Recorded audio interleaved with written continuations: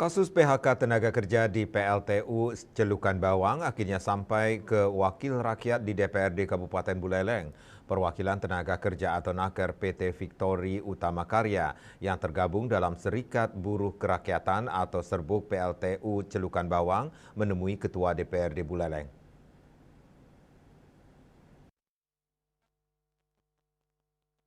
Selain mengapresiasi aspirasi Serbuk, sebagai hak tenaga kerja yang patut diperjuangkan, pimpinan bersama Komisi 4 DPRD Buleleng juga mendorong penyelesaian masalah ketenagakerjaan antara 254 naker dengan PT Victory Utama Karya, selaku penyalur tenaga kerja ke PT Cina Huandian Corporation, CHD, atau Victory Gate, melalui proses bipartit dan tripartit.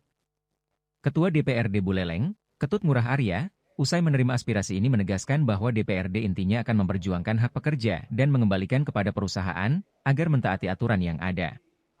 Ia mendorong penyelesaian melalui proses bipartit dan tripartit yang akan dilakukan pada 18 Oktober 2024 yang difasilitasi oleh Disnaker.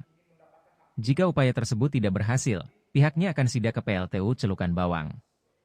Sementara selaku pendamping hukum Serbuk, IGD Andi Winaba, dari Lembaga Bantuan Hukum Bali, akan tetap memperjuangkan nasib 254 naker yang dipekerjakan PT Victory sebagai karyawan di PT CHD, mitra kerja PT GB dalam pengelolaan PLTGU Celukan Bawang. Dari pihak PT Victory itu harus memastikan keberlanjutan ini, karena kemarin juga ketika bipartit, Victory juga menyampaikan masih mendiskusikan ini dengan pihak PT baru, dalam hal ini PT GAB, seperti itu, masih didiskusikan. Yasri Yuli, Bali TV.